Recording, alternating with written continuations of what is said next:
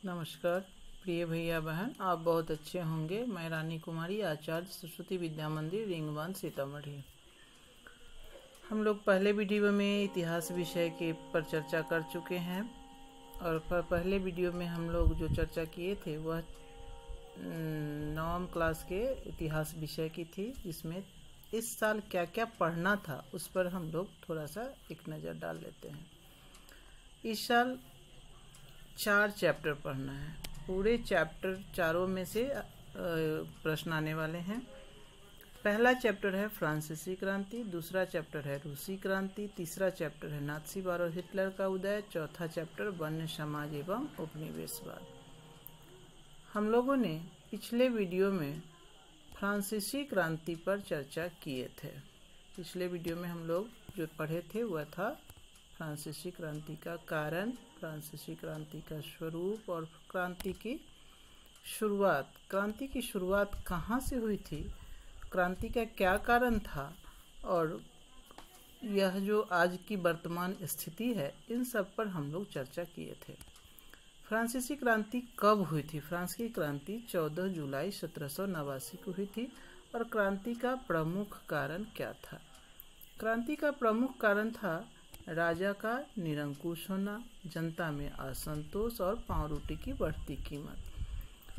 पाव रोटी France का मुख्य भोजन था और उस पर लगातार टैक्स बढ़ने के कारण इतनी महंगाई बढ़ रही थी जिससे जनता में काफ़ी असंतोष था। जनता को सही से भोजन प्राप्त नहीं हो रहा था, इसलिए क्रांति हो गई। तो क्रांति की शुरुआत हुई कहाँ थी? क्रांति की शुरुआत पेरिस नगर से हुई थी। वहाँ एक बास्तिल का किला था जिस पर क्रांतिकारियों ने हमला कर दिया था और किले में बंद कैदियों को छुड़ा लिया था। इन सब बातों पर हम लोग पिछली कक्षा में चर्चा कर चुके हैं।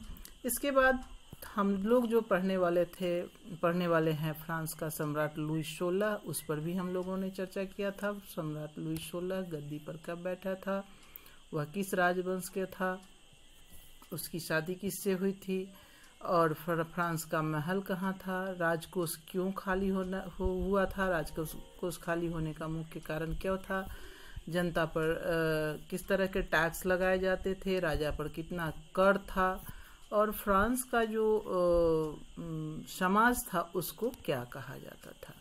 फ्रांस के समाज को स्टेट कहा जाता था। इस पर हम लोगों ने पिछले कक्षा में थोड़ी सी चर्चा की थी। तो आज हम लोग चर्चा करेंगे। आज जो हम लोग पढ़ेंगे वह पढ़ेंगे क्रांति पूर्व फ्रांस के समाज की स्थिति। क्या पढ़ेंगे? क्रांति पूर्व जो समाज की स्थिति थी फ्रांस की, उस पर पढ़ेंगे। अर्थात फ्रांस का जो समाज था वह कितने वर्गों में बटा हुआ था। फ्रांस के समाज को क्या कहा जाता था?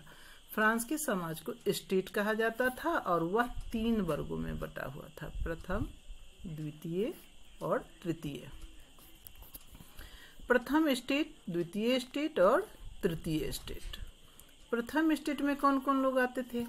तो यहाँ हम देखेंगे सबसे पहले प्रथम स्टेट। प्रथम स्टेट में पादरी वर्ग आते थे। कौन आते थे प्रथम स्टेट में? पादरी वर्ग आते थे।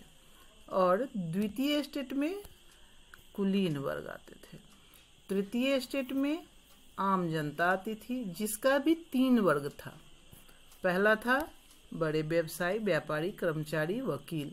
दूसरा था किसान और कारीगर। तीसरा था छोटे किसान और भूमिहीन मजदूर।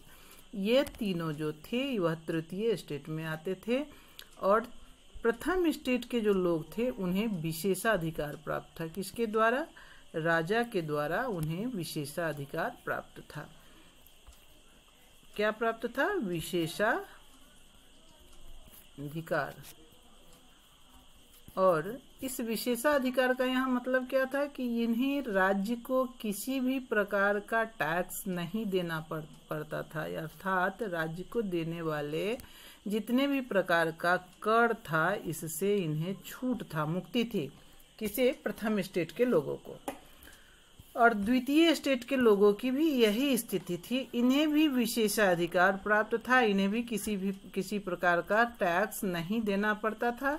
इन्हें भी टैक्स से मुक्ति थी। तो प्रथम और द्वितीय स्टेट के लोगों की जो स्थिति थी वह काफ़ी अच्छी स्थिति थी। इनके पास काफ़ी संपत्ति था। इतना संपत्ति था इनके पास कि यह अगर अपनी संपत्ति का थोड़ा सा हिस्सा इस प्रथम और द्वितीय स्टेट को दे दे तो राजकोष भर जाए। इसके बारे में आप आगे पढ़ेंगे कि यह किस प्रकार से अपना थोड़ा सा हिस्सा देने के बाद टैक्स के रूप में राजकोष का पूरा टैक्स आया और राजा कर्ज से मुक्त हो गया। लेकिन अभी हम लोग तत्काल देखेंगे कि प्रथम स्टेट में जो पादरी वर्ग के लोग थे उन्हें विशेषाधिकार किस रूप में प्राप्त था। तो पादरी वर्ग जो थे वह धार्मिक कर लेते थे, धार्मिक कर लेते थे धर्म के नाम पर, और यह चर्च का सबसे महान व्यक्ति उस समय उसको कहा जाता था। चर्च का ही सबसे ऊपरी पैदान पर बैठा हुआ व्यक्ति था जो तृतीय स्टेट के लोग से धर्म के नाम पर टैक्स लेता था। और यह कुलीन वर्ग जो था, कुलीन वर्ग को भी सामंती टैक्स वसूलने का अधिकार था। एक तो यह तृतीय स्टेट के लोग, जनता जो तृतीय स्टेट की थी वह राजा को भी टैक्स देती थी, उसके अलावा प्रथम वर्ग को भी टैक्स देती थी, और उसके अलावा सामंती कर भी यह असूलता था। तो प्रथम और द्वितीय स्टेट के लोगों को अगर हम कुल मिलाकर देखेंगे तो इनको एक प्रकार से किसी भी तरह का कर भी नहीं देना था, कर से छूट भी थी, विशेषाधिकार भी था। और तृतीय स्टेट के जो लोग थे, जनता, आम जनता, उससे यह बहुत सारा टैक्स भी असूलती थी। राजा भी टैक्स असूलता था और यह भी दोनों टैक्स असूलते थे विभिन्न प्रकार का। अब जो है यह जो प्रथम और द्वितीय स्टेट के लोग थे इनके पास सारे विशेषाधिकार थे, सारी सुविधाएं थी, लेकिन तृतीय स्टेट के लोगों के पास इस तरह की कोई सुविधा नहीं थी। तो अब सबसे बड़ी बात यह है ध्यान देने वाली कि तृतीय स्टेट में भी कुछ लोग जो थे वह अमीर थे और कुछ लोग एकदम गरीब थे, भूमिहीन थे, जिनके पास खाने को कुछ भी नहीं था। तो यह प्रथम और द्वितीय स्टेट के लोगों को जो विशेषाधिकार मिला था, राज्य को दिए जाने वाले जो कर से छूट मिली थी, इसके चलते इस तृतीय स्टेट के लोगों में काफी असंतोष था, क्योंकि इस तृतीय स्टेट के लोगों को इसके अलावा भी दो प्रकार का टैक्स देना पड़ता था, एक टाइल और दूसरा टाइड। टाइड जो था वह धार्मिक टैक्स था और टाइल जो था सीधे राजा को दिया जाता था। तो धार्मिक टैक्स जो था वह चर्च में देना पड़ता था, अर्थात पादरी को देना पड़ता था, और टाइल जो था वह राजकोष में जमा किया जाता था। कहाँ जमा किया जाता था? राजकोष में। तो इस प्रकार से जनता में इस दोनों टैक्स के अलावा अप्रत्यक्ष रूप से भी टैक्स देने की जरूरत थी, जो खाने पीने की सामग्री पर लगाई जाती थी, आम जो जीविका का साधन था उस पर लगाई जाती थी। तो जनता को का जो जीवन था वह काफी कठिन था और जनता को जीने के लिए काफी संघर्ष करना पड़ता था। जनता का जीवन खतरे में था और इसे जीने के लिए काफी संघर्ष करना पड़ता था। तो इस तरह से हम देखेंगे कि फ्रांस की जो सामाजिक स्थिति थी वह काफी दयनीय थी। अब फ्रांस की जनसंख्या पर एक नज़र हम डालते हैं तो पाएंगे कि 1715 ईस्वी में फ्रांस की जनसंख्या 2.3 करोड़ थी और 1789 में जिस समय क्रांति हो गई हुई थी उस समय फ्रांस की जनसंख्या 2.8 करोड़ हो गई थी। तो जनसंख्या में काफ़ी वृद्धि हुई थी। जनसंख्या में वृद्धि होने के कारण लोगों को जो मूलभूत सुविधा थी वह प्राप्त नहीं हो रही थी। उत्पादन बहुत कम हो रहा था, बार बार प्राकृतिक आपदा आती थी, किसानों को काफ़ी कठिनाई हो रही थी और उत्पादन कम होने के कारण मांग में ज़्यादा वृद्धि हो रही थी, क्योंकि जनसंख्या बढ़ी हुई थी और बढ़ी हुई जनसंख्या के कारण उत्पादन कम हो रहा था, मांग ज़्यादा बढ़ रहा था। जो तीसरे स्टेट के लोग थे उनकी मांग की पूर्ति नहीं हो रही थी और इस प्रकार से तृतीय स्टेट के लोगों में भारी असंतोष पैदा हुआ।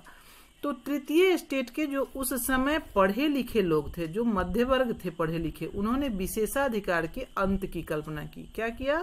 उनका जो सोच था तृतीय स्टेट के पढ़े लिखे लोग का, जैसे कर्मचारी थे या पढ़े लिखे जितने भी लोग थे, वकील थे, उनकी सोच हुई कि यह जो विशेषाधिकार प्रथम और द्वितीय स्टेट के लोगों को मिला है इसको समाप्त किया जाए।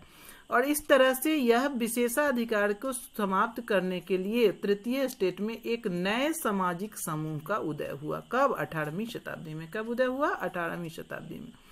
और इस तरह से यह जो नए सामाजिक समूह था यह कौन था? यह विभिन्न दार्शनिक थे। दार्शनिक जो थे वो उनका भी विचार आने लगा। इन दार्शनिकों में कई दार्शनिक थे, जॉन लॉक, ज्यां जॉक रूसो, मॉन्टेस्क्यू इत्यादि। तो इस तरह के दार्शनिकों का विचार समाज में आने लगा और उन्होंने राजा के द्वारा जो इन 2 स्टेट को विशेषाधिकार दिया गया था उसको समाप्त करने के लिए सोचा। साथ ही कुछ दार्शनिकों जैसे जॉन लॉक, उन्होंने राजा के दैवी और निरंकुश अधिकार के सिद्धांत का खंडन किया। उनका कहना था कि राजा को भगवान ने इस तरह का अधिकार नहीं दिया है कि जनता का शोषण करे। रूसो ने भी इस विचार को आगे बढ़ाया। किसके विचार को आगे बढ़ाया? जॉन लॉक के विचार को आगे बढ़ाया और उसने सामाजिक अनुबंध पर आधारित सरकार का प्रस्ताव रखा। इस तरह से विभिन्न दार्शनिकों ने अपना अपना विचार दिया। अगला दार्शनिक मॉन्टेस्क्यू, उन्होंने एक पुस्तक लिखा, उस the spirit of the laws, पुस्तक का क्या नाम था? The spirit of the laws. और इस पुस्तक में उन्होंने सरकार के अंदर 3 बात पर जोर दिया। सबसे पहले यह 3 बात फ्रांस में ही शुरू हुई थी। पहला विधायिका, दूसरा कार्यपालिका और तीसरा न्यायपालिका।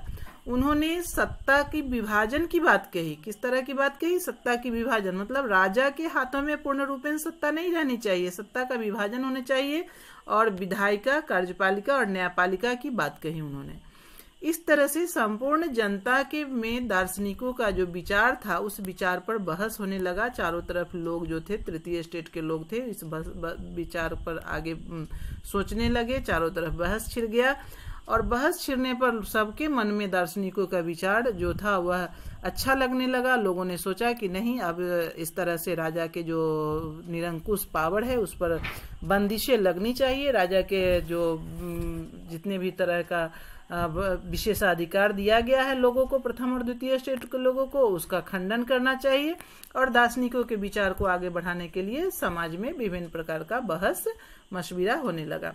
इसी समय यह बात फैल गया लोगों के सामने इसी समय कि लुई 16 द्वारा पुनः राज्य के खर्च को पूरा करने के लिए कर बढ़ाने की बात हो रही है। तो कर बढ़ाने की जो खबर थी यह विशेषाधिकार वाली व्यवस्था के विरुद्ध जनता में गुस्सा भड़क आया। विशेषाधिकार 2 लोगों को मिला था, प्रथम स्टेट और द्वितीय स्टेट को। किस तरह से? प्रथम स्टेट और द्वितीय स्टेट को। तो तृतीय स्टेट के जो लोग थे उनमें क्या हुआ? गुस्सा भड़क आया। किसके विरुद्ध में? इस विशेषाधिकार वाले व्यवस्था के विरोध में गुस्सा भड़क उठा और इन लोगों ने प्रण किया कि अब हम इस तरह से सीधा टैक्स नहीं देंगे और राजा के विरोध में आवाज उठाएंगे और इस प्रथम और द्वितीय स्टेट के लोगों को जो विशेषाधिकार दिया गया है उसको समाप्त करेंगे। और इस तरह से यह जो गुस्सा था वह क्रांति का रूप ले लिया और यह क्रांति 1789 में हुई। और इस तरह से क्रांति किस तरह से आगे बढ़ी यह हम अगले वीडियो में पुनः इस पर चर्चा करेंगे। आज इतना ही, हमने गृह कार्य डाल दिया है, आप अपनी कॉपी में इसको जरूर बना लेंगे, पूरा करेंगे और उसके बाद पुनः विद्यालय खोलने पर इसका अवलोकन भी होगा। आज इतना ही, धन्यवाद।